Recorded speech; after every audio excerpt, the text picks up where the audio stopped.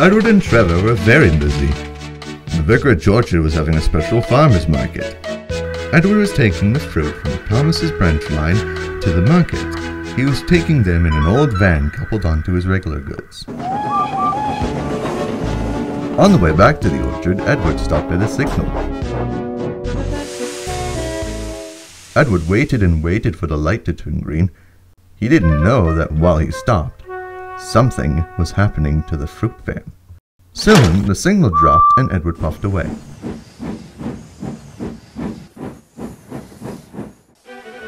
When he reached the next station, the station master stopped him.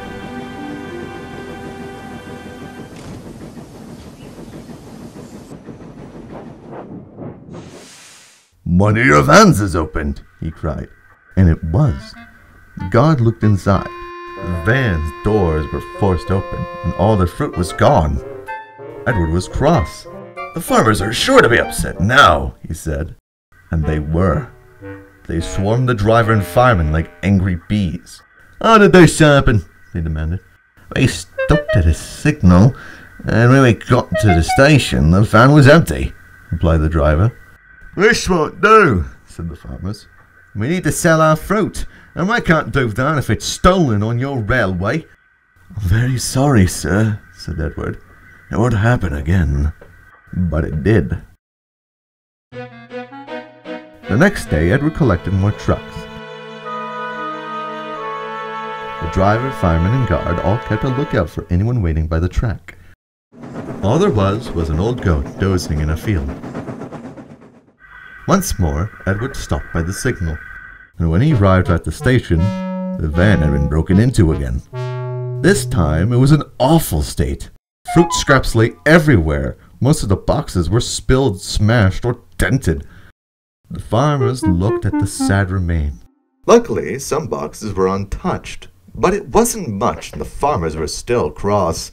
"We can't sell this," one yelled, holding a bruised apple. "We thought we could trust you, Edward," said another. "It's a shame, but if you can't carry our goods properly, we'll have to go to the lorries to do it." "No," cried Edward. "Don't do that, sir. I promise. Can't you ever did this?" "Make sure you do." Edward puffed away sadly. "Oh dear, the others are sure to laugh at me now." But they didn't. They heard everything and were concerned about Edward.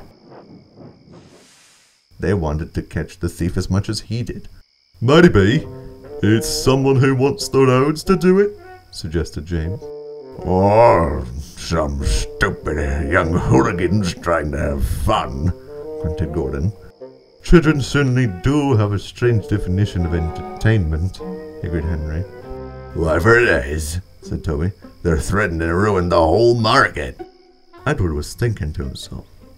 "Every time I stop at that signal," he said thoughtfully, "the van gets broken into and raided. But we never see anyone there." "That must be where the culprit hides," exclaimed Gordon. "They wait for you to stop and smash your goods." "You're right, Gordon," said Edward. "But whoever this is, they certainly know how to avoid being spotted."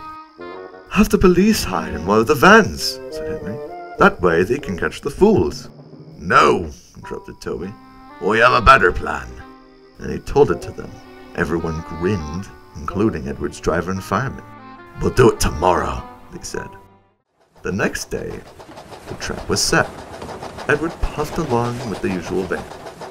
"If the hoodlums think they can get away with stealing my load, they got another thing coming," he thought to himself as he approached the signal. This time, the old fruit van was coupled right up to the brake van, with the guard pretending to be asleep inside. She let off a fake snore as they slowed to a halt by the signal.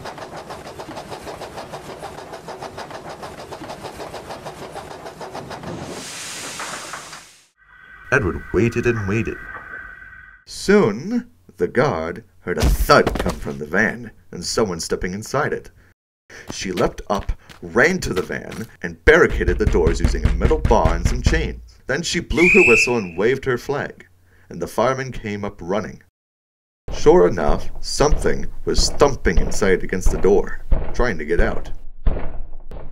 The guard laughed. "How do you not get down, cheeky bugger? Let's see what the police had to say to you." The fireman was concerned. "They will be all right in there, won't they?" "Of course," replied the guard. "It's an old van with plenty of holes in it. It's not like they'll starve in there with all that fruit." Edward laughed triumphantly as he brought his bounty back to the station. It's still thumping frantically against the door.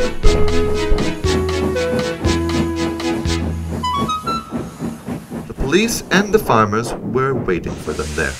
"A fine piece of work," said the officer. "Now, let's see the hooligans, shall we?" He removed the bar and opened the bar to reveal the goat from the field. Everyone was shocked. The goat trotted out, still munching on one of the farmer's apples.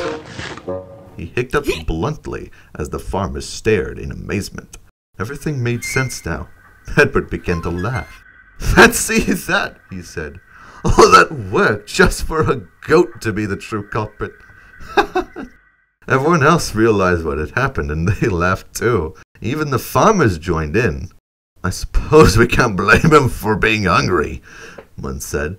The goat had been smelling the fruit through the holes in the van.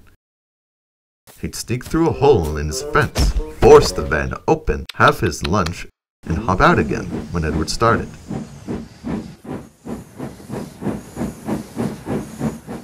The goat's owner asked Jem Cole to come and repair the fence, but he still gazes at the trains whenever they pass. The engines always make sure to whistle at him whenever they pass his field. They like to think he's saying hello, but he really isn't. He's just hoping they'll stop with more food for him.